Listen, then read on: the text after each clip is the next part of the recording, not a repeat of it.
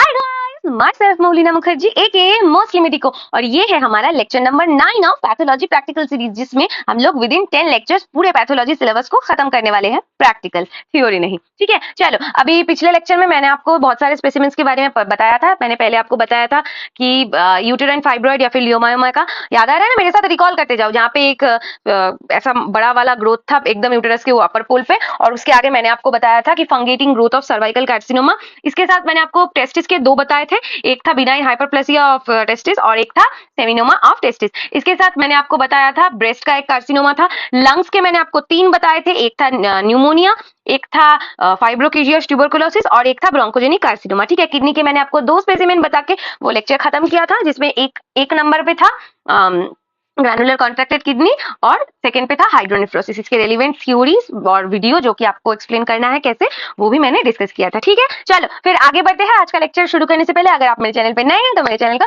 Subscribe कर ली, क्योंकि इसमें आप ही का फायदा है। चलो अभी ये देखो पहला वाला स्पेसिमेन। इसे देखने से पहले आप वीडियो देख लो, क्योंकि हम लोग ऐसे ही पढ़ रहे हैं कि हम पहले इस स्पेसिमेन को डिस्क्राइब कैसे करते हैं वो पता करेंगे, उसके बाद हम उसके रेलिवेंट पॉइंट्स डिस्कस करेंगे। तो देख लो video. This is a wet mount jar specimen of kidney which consists of multiple cysts on the cortex and medulla. Probably this is the case of polycystic kidney.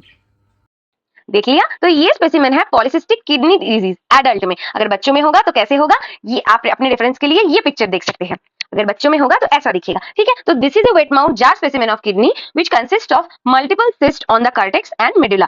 Probably this is the case of polycystic kidney से adult type if asked. ये भी मैंने आपको यहाँ पे लिख दिया। वैसे ये वाले जो पीपीटीज है वो ये मैंने नहीं बनाए हैं, ये हम जब पढ़े थे तो हमारे एक बैचमेट ने ये बनाया था, मुझे नाम अभी याद नहीं आ रहा है, तो उसी वाले पीपीटी से मैंने पर्टिकुलर जितना वाला आपके लिए रिक्वायर्ड है वो कट करके यहाँ पे प्लेस किया है। ठीक है, तो मुझे क्रेडिट नहीं लेना चाहिए, ये क्रेडिट उसका है। ठीक है, अभी देखो इसके साथ इसका इंपॉर्टेंट क्वेश्चन क्या क्या होता है। एक होता है जेनेटिक्स, इसके बारे में आपको कौन से जीन्स में म्यूटेशंस होगा, तो इसीलिए होगा बच्चों में भी एडल्ट में भी, को दोनों पता होना चाहिए। इसके अलावा types and identification features mutations, कि मैंने आपको बता दिया ये जेनेटिक्स का ही पार्ट है खैर, तो पर आप पैथोजेनेसिस पॉइंट ऑफ व्यू से इसे ज्यादा पढ़ना। ठीक है, अभी इसके आगे मैं शायद एक पॉइंट भूल रही हूँ इसका। हाँ, मैं आपको बता दूं कि आपको फॉर्मलिन नहीं बोलना है। मैं नहीं बोल रही हूँ, क्योंकि मेरे कॉलेज में जो स्पेसिमेन थे, मुझे एक सीनियर फैकल्टी ने बताया था कि ये फॉर्मलिन में नहीं होते, ये सारे स्पेसिमेन फॉर्मलिन में नहीं डूबे हुए होते, ये काइनोलिन में डूबे हुए होते हैं। अगर आपके कॉलेज में फॉर्मलिन का इस्तेमाल किया जाता है तो आप वो एक किसी फैकल्टी से पूछ के आप वैसे डिस्क्राइब कीजिए, पर मेरे कॉलेज में नहीं होता था, इसलिए अगर फॉर्मलिनाइज बोलते थे तो उसमें नंबर कट जाता था,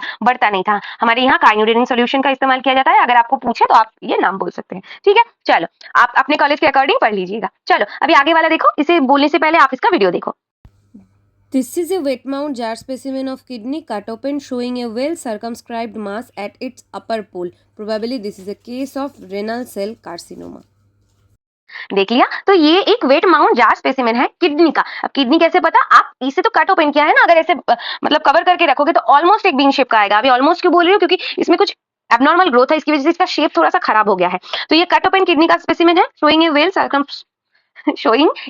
circumscribed mass at its upper pole. The mass is variegated. Variegated का मतलब हेमरेज एंड नेक्रोसिस। पिछले लेक्चर में मैंने आपको बताया, अगर नहीं पता तो दोबारा से देख लो। ठीक है, यहाँ पे लिख भी दिया है उसने, जिसने ये पीपीटी बनाए थे, with haemorrhage and necrosis which is white in colour after, क्योंकि अभी ये सैंपल बन गया है, बॉडी में नहीं है, on the surface of kidney. Probably this is a case of renal cell carcinoma. ये तो मैंने आपको एक्सप्लेन कर दिया। इसके अलावा इसके साथ इंपॉर्टेंट क्वेश्चन है पैथोजेनेसिस, व्हाट इज द वेरिगेशन, ये मैंने आपको एक्सप्लेन कर दिया था, फिर भी बोल दिया, यहाँ पे लिखा भी है। इसके अलावा म्यूटेशन क्यों होता है और types of renal cell carcinoma. इसका माइक्रोस्कोपी आपको याद होगा ना, हमें ग्लोमेरुलस ढूंढना होता है, और ग्लोमेरुलस अगर होगा तो हमें किडनी का एक ही माइक्रोस्कोपिक स्लाइड दिखाया जाता था, जो कि है रेनल सेल कार्सिनोमा का। याद है ना? नहीं पढ़ा वो लेक्चर तो मैं हाईली रिकमेंड करूंगी वो पढ़ के उसके बाद ही इसे देखिए। ठीक है, चलो अभी इसे समझने से पहले आप वीडियो देखिए।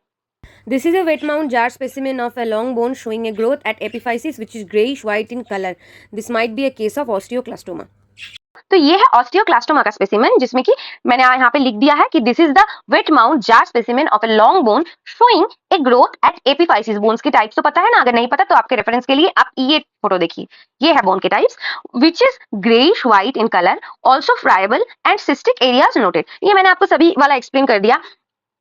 There is a cavity formation and the cortex is thinned out and eroded at places. This is osteoclastoma. अब क्यों है ये मैंने आपको वीडियो में बता दिया। अगर नहीं देखा वो वाला पार्ट स्किप करके ये समझने आए हो तो फिर वीडियो वाला देखो, मतलब कुछ देर पहले जो जिसमें मैंने आपको इस वाले का एक्सप्लेन किया। ठीक है, अब इसके साथ इंपॉर्टेंट क्वेश्चंस क्या है, types of bone tumour, pathogenesis and mutation, X-ray appearance. Bone tumours में आपको एक्सरे अपीयरेंस हर किसी का पता होना ही चाहिए। ठीक है, अभी कौन सा मेटाफाइजियल ट्यूमर है, कौन सा एपिफाइजियल ट्यूमर है, अगर आपको नहीं पता तो इसके लिए मेरे पास एक बहुत अच्छा ट्रिक है, अगर नहीं पता तो कमेंट कर दो, मैं वो ट्रिक बता दूंगी। ठीक है, चलो अभी आगे बढ़ते हैं। ये वाला समझने से पहले वीडियो देखो। This is a wet mount jar specimen of long bone showing a growth below the epiphysis. The growth is huge, fusiform, solid, grayish white in color. Probably this is the case of osteosarcoma. देख लिया, तो मैंने आपको बताया कि this is a wet mount jar specimen of long bone showing a growth below the epiphysis. अभी ये एपिफाइसियल plate की जगह होती है, इसके बाद बिलो द एपिफाइसिस ऐसे देखो ग्रो कर रहा है, which growth is huge, fusiform यानी कि ऐसे ग्रो कर रहा है, solid, greyish white in colour, irregular surface, periosteal elevation and areas of haemorrhage is seen. Periosteal elevation मतलब ये देखो, ये पेरियोस्टियम जो है यहाँ पे देखो उठा हुआ है थोड़ा सा, यहाँ पे देखो, यहाँ पे आके थोड़ा सा उठा हुआ है, ये पेरियोस्टियल एलिवेशन होता है। Case confirm by biopsy and radiology, पर हम अपीयरेंस देख के इतना बोल सकता है कि probably it is a case of osteosarcoma. ठीक है, अब इसके साथ इंपॉर्टेंट क्वेश्चंस कौन से हैं? Pathogenesis, type of tumour, mutation and X-ray of appearance. Osteosarcoma में कैंसर होता है, सनफ्लावर अपीयरेंस, सनबर्स्ट अपीयरेंस होता है। चलो मैंने बता ही दिया, पर तुम थ्योरी से सारे पढ़ लेना। ठीक है, अभी आगे देखो, इसे समझने से पहले इसका वीडियो देखो। This is a wet mount jar specimen of a long bone showing cloaca perforation in the cortex. So this is probably a case of osteomyelitis. देख लिया, तो ये ऑस्टियोमाइलाइटिस का स्पेसिमेन है। This is a wet mount jar specimen of long bone showing cloaca. ये जो perforation है, ये मैंने आपको बताया ना, ये यही वाला क्लोआका होता है। So this is osteomyelitis. इसके साथ इसके इंपॉर्टेंट क्वेश्चंस आपको ये पता होना चाहिए कि पैथोजेनेसिस कैसे ऑस्टियोमाइलाइटिस होता है, कॉम्प्लिकेशंस कैसे होता है, most common cause various ages group में कौन कौन से ऑर्गेनिज्म करते हैं, ये आपको पता होना चाहिए, और एक्स-रे अपीयरेंस के बारे में भी आपको पता होना चाहिए। ठीक है, चलो अभी ये वाला समझने से पहले वीडियो देखो। This is a cut open jar specimen of stomach showing a necrotic irregular crater bed. Possibly this is a case of gastric ulcer.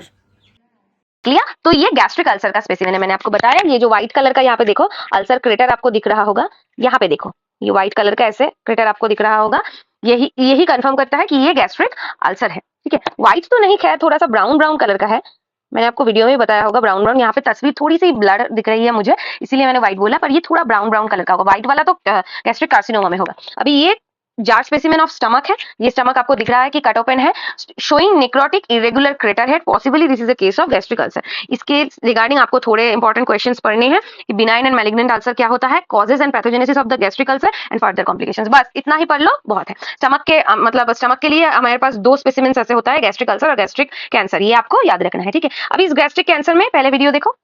This is a cut open jar specimen of stomach showing wheatish elongated growth cut from the center. Probably this is a case of gastric carcinoma.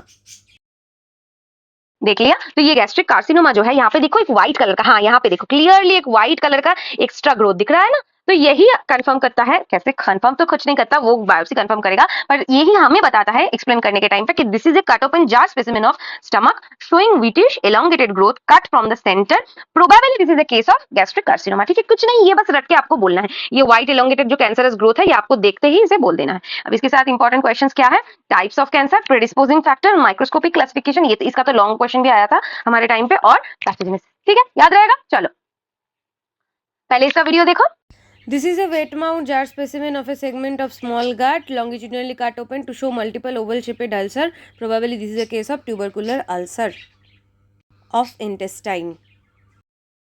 देख लिया, तो ये tubercular ulcer है। इसे हम लोगों को कैसे बोलना है, मैंने आपको बताया, this is a wet mount, मेरे साथ बोलो, this is a wet mount jar specimen of segment of small gut possibly longitudinally cut open, यानी कि ऐसे काटा गया है to show multiple oval shaped ulcer, the long axis of which are aligned transversely to the long axis of intestine. Probably this is a case of tubercular ulcer. अगर intestine के long axis के साथ ulcer perpendicular ऐसे हो, मतलब इसका long axis और इसका लॉन्ग एक्सिस परपेंडिकुलर हो, तो ये होगा ट्यूबरकुलर अल्सर। और टाइफाइड वाला कौन सा होगा, अगर इंटेस्टाइन के साथ ऐसे लंबा करके हो, यानी कि टाई की तरह हो, सेम प्लेन पे, सेम लॉन्गिट्यूडिनल एक्सिस पे, तो टाई से टाइफाइड अल्सर। ठीक है, अब ये ट्यूबरकुलर अल्सर का इंपॉर्टेंट क्वेश्चन क्या होता है, आपको मैंने पिछले वाले में बताया था कि टीबी के रिलेवेंट आपको सारे पता होने चाहिए, इसीलिए आप, मैं यहाँ से अलग से नहीं बता रही हूँ, आप कॉम्प्लिकेशंस थोड़ा यहाँ से देख लीजिएगा। खैर टीबी तो आपको पढ़ना ही है। ठीक है, और हाँ, हर एक स्पेसिमेन को आपको एक बार सामने से पता है, फिर भी एग्जामिनर को दिखाने के लिए एक बार सामने से देखो, मुड़ा के दोबारा से देखना है। ठीक है, ओके, चलो अब आगे बढ़ते हैं, पहले इसका वीडियो देखो।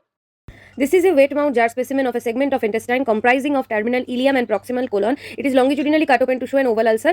This is probably a case of typhoid देख ulcer. लिया, तो ये है स्पेसिमेन टाइफाइड अल्सर का। मैंने आपको बताया था, ये जो इंटेस्टाइन का देखो, यहाँ पे इंटेस्टाइन का लॉन्गिट्यूडिनल एक्सिस, और ये जो अल्सर है इसका भी longitudinal axis almost same plane पे है, सेम लाइन बराबर है, ठीक है। तो यही होगा टाइफॉइड टाई। मैंने आपको टाई से ट्रिक समझाया था, टाई से टाइफॉइड अल्सर, क्योंकि टाई हम गले में लंबे पहनते हैं ना, ऐसे याद रखो। This is a wet mouth jar specimen of segment, मेरे साथ बोलो, of intestine comprising of terminal ileum. अभी ये terminal ileum and proximal colon आपको कैसे पता चलेगा? ये वाला पार्ट टर्मिनल इलियम है और ये कोलोन है, कोलोन का थोड़ा सा थिक होता है वाल, इसे आपको देखना है, ठीक है। अभी proximal colon, it is longitudinally cut open to show an oval ulcer in the terminal ileum, the long axis of which is along with the long axis of intestine. ये सारे पॉइंट मैंने आपको बता दिए, मैं इसीलिए रीडिंग कर रही हूँ। Probably this is a case of typhoid ulcer, ठीक है। अभी इसके साथ आपको इसके फीचर्स पढ़ने हैं, टाइफॉइड अल्सर का पैथोजेनेसिस पढ़ना है, जो कि अल्सर्स के रिगार्डिंग पढ़ना है। मैं यहाँ पे अलग से नहीं लिखा है मैंने, पर इसके जो फीचर्स है वो क्या कॉम्प्लिकेशंस है और पैथोजेनेसिस है, इतना तो आपको पता होना चाहिए, ठीक है। अभी आगे देखो, इसका वीडियो देखो। This is a wet mount jar specimen of segment of colon longitudinally cut open to show a tumor with irregular margin. Probably this is a case of carcinoma of colon. देख लिया, ये colonic carcinoma है। पहली बात तो आपको कैसे पता चलेगा कि ये कोलोन है? इसका जो स्ट्रक्चर यहाँ पे तस्वीर पे शायद थोड़ा अच्छे से समझ नहीं आ रहा होगा, ये वीडियो में आपको अच्छे से समझ आ गया होगा कि ये जो कार्सिनोमा ऑफ कोलोन है, पहले तो आपको कोलोन आइडेंटिफाई करना है, और अगर ऐसा कोई फ्यूनिकेटिंग मास कोलोन में हो, ये तो यूटेरस नहीं लग रहा है, ये तो समझ आ गया आपको, ठीक है। तो ये कोलोन होगा, अगर कोलोन का आपको स्पेसिमेन दिख गया तो वो कार्सिनोमा ऑफ कोलोन ही होगा। This is a wet mouth jar specimen of segment of colon which is longitudinally cut open to show tumour with irregular margin, greyish white in colour, irregular and friable surface, overlying mucosa is ulcerated, probably this is a colonic carcinoma, ठीक है। It is adenocarcinoma spreading via lymphatic, ये आपको पता होना चाहिए। अभी इसके साथ इंपॉर्टेंट क्वेश्चंस क्या है मैं लिख देती हूँ। इंपॉर्टेंट क्वेश्चंस है, एक तो कोलोनिक कार्सिनोमा का पैथोजेनेसिस आपको पता होना चाहिए, क्योंकि ये बहुत बहुत बहुत इंपॉर्टेंट है थ्योरी के पॉइंट ऑफ व्यू से। नंबर 2, इसके कॉम्प्लिकेशंस। वैसे आप सोच रहे होंगे कि अभी कैंसर हो गया है तो क्या ही कॉम्प्लिकेशन होगा, पर नहीं, ऐसा होता है, आपको ये पढ़ने हैं। और उसके अलावा कौन कौन सी जीन्स में इसका म्यूटेशन ऑल्टरेशन होके ये हुआ है। खैर ये तो पैथोजेनेसिस में ही आ जाएगा, पर फिर भी आपको ये पढ़ना है, ठीक है। अभी आगे बढ़ो, इसका वीडियो देखो।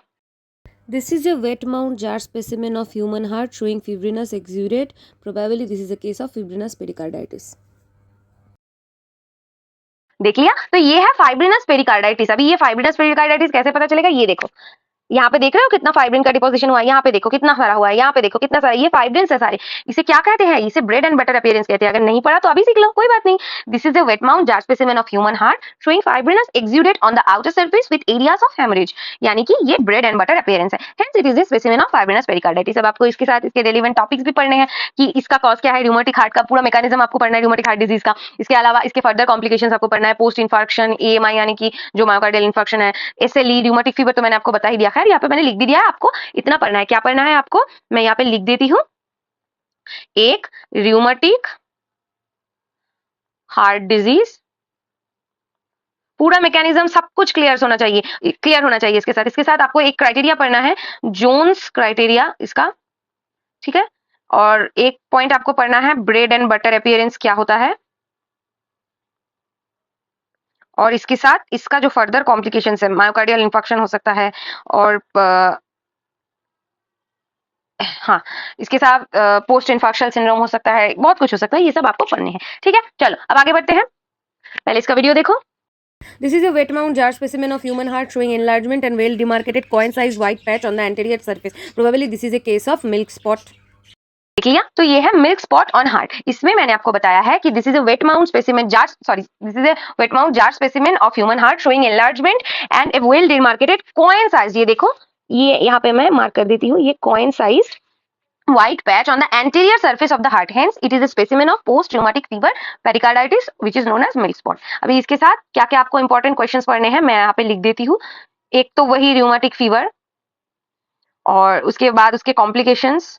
इस वाले में जोन्स क्राइटेरिया नहीं पूछते, इस वाले में पूछते हैं मॉडिफाइड जोन्स क्राइटेरिया, ठीक है, क्योंकि ये पोस्ट वाला है ना। इसके साथ इसके रेलेवेंट ग्राफ्स भी आपको पता होना चाहिए। रूमेटिक फीवर बहुत इंपॉर्टेंट टॉपिक है, ठीक है। अभी इसके साथ इसके अराउंड जो ये जो फैटी स्ट्रिक है कोरोनरी आर्टरी के अराउंड, ये क्यों होता है, कैसे होता है, ये पूरा मैकेनिज्म आपको पता होना चाहिए। ओके, आगे बढ़ते हैं, इसका वीडियो देखो। This is a wet mount jar specimen of human heart at the level of mitral valve showing stenosed mitral valve. So this might be a case of valvular stenosis of mitral valve. देख लिया, तो this is a wet mount jar specimen of human heart at the level of mitral valve. हमें इसे mitral valve stenosis study करना है, which is showing stenosed mitral valve with rheumatic vegetation on cusps. Okay, ये वाले देखो, ये vegetation है ना, ये देखो, वेजिटेशंस, ये वाला मैं मार्क नहीं करूंगी, आपको समझ नहीं आएगा बाद में। Hence it is a specimen of rheumatic valvular stenosis involving mitral valve और माइट्रल स्टेनोसिस। ठीक है, मैंने आपको बताया रूमेटिक फीवर बहुत इंपॉर्टेंट है, आपको पता होना चाहिए। मैं यहाँ पे भी लिख देती हूँ रूमेटिक फीवर, आपको ये याद होना चाहिए। नंबर 2, इस ओपनिंग को फिश माउथ ओपनिंग कहते हैं और इसके पोस्ट कॉम्प्लिकेशंस क्या हो सकते हैं, ईसीजी चेंजेस आपसे पूछ सकते हैं, इतना आपको पता होना चाहिए। हमारे पास हार्ट के 3 स्पेसिमेन होते हैं, एक होता है माइट्रल स्टेनोसिस। अब आपको पता कैसे चलेगा ये माइट्रल स्टेनोसिस है कि नहीं? देखो, हमारा जो राइट साइड पे है उसका अगर स्टेनोसिस होगा तो वो हमारे सिलेबस में तो है नहीं, एटलीस्ट मैंने जिस कॉलेज में पढ़ा वो तो नहीं पढ़ाया गया और पूछते भी नहीं थे। और अगर आपको कोई ऐसा वाल्व दिखे और वहां पे थोड़ा सा स्टेनोसिस हो, यानी कि ये कवर्ड हो वाल्व ऑलमोस्ट, तो आपको वही माइट्रल स्टेनोसिस लेके चलना है, क्योंकि दूसरे किसी वाल्व में अगर स्टेनोसिस हो वो हमें नहीं पढ़ाया गया था। सिंपल है, ऐसे जुगाड़ करके याद रखना है। तो हमें हार्ट के 3 स्पेसिमेन पढ़ने थे, एक था मिल्क स्पॉट, एक था फाइब्रिनस पेरिकार्डाइटिस, एक है माइट्रल स्टेनोसिस। ये तीनों ही रूमेटिक फीवर से एसोसिएटेड है, इसीलिए बोल रही हूँ ये रूमेटिक फीवर वाला टॉपिक पढ़ना ही है, इसे छोड़ना नहीं है। छोड़ोगे तो सबसे बड़ी गलती करोगे। चलो आगे बढ़ते हैं, पहले इसका वीडियो देखो। This is a wet mount jar specimen of cut open abdominal aorta showing thickened wall and atheromatous patches with the area of ulceration. Hence, might be a case of atheroma of aorta. Aorta conformed by thick muscularis layer with no mucosa. देख लिया, तो ये है fatty streak of आओर्टा या फिर atheroma of आओर्टा। इसे आपको कैसे बोलना है? This is a wet mount jar specimen of cut open abdominal aorta showing thickened wall and atheromatous patches with areas of ulceration, hence it is a specimen of atheroma of aorta. ठीक है, अभी ये fatty स्ट्रिक्स आपको दिख रहे हैं ना, यहाँ पे देखो, यहाँ पे देखो, यहाँ पे देखो, कितनी सारी फैटी स्ट्रिक्स है। फैटी स्ट्रिक्स का पैथोजेनेसिस आपको पता है होना चाहिए, वो क्रॉनिक इन्फ्लेमेशन का जो स्टेप्स है, chronic inflammation and healing of the tissues, ये जो पूरा सेक्शन है, कॉन्सेप्ट है, वो आपको पता होना चाहिए। अभी से आउटा तुम कैसे कहोगे, ये क्वेश्चन पूछते हैं, क्योंकि ये थिक मस्कुलर लेयर है और यहाँ पे देखो एक एंडिंग में ऐसे ट्यूब ऐसे बना है, ऐसे ट्यूब आया है और ट्यूब आके ये ऐसे लंबा हो गया है, जो कि एक साइड से आपको दिखेगा। ठीक है, तो ये ट्यूब से ऐसे काटा इसको, तो ये इसे ऐसे काटा और इसे फैला दिया, तो ये ऐसा स्ट्रक्चर बना ना, तो ऐसा कौन सा स्ट्रक्चर होगा? एक कोई थिक ब्लड वेसल होगा, थिक ब्लड वेसल यानी कि आउटा। ठीक है, याद रहेगा। इसके साथ आपको इंपॉर्टेंट क्वेश्चंस क्या क्या पढ़ने हैं मैं लिख देती हूँ। नंबर 1 पे आपको पढ़ना है एथेरोस्क्लेरोसिस। ठीक है, एथेरोस्क्लेरोसिस। नंबर 2 पे आपको पढ़ना है हाइपरटेंशन। ठीक है, और नंबर 3 पे आपको पढ़ना है क्रॉनिक इन्फ्लेमेशन के जो स्टेप्स होते हैं एंड हीलिंग के टिश्यू के। ये शायद आपको रॉबिन्स में मिल जाएगा, हाँ रॉबिन्स में ये मिल जाएगा।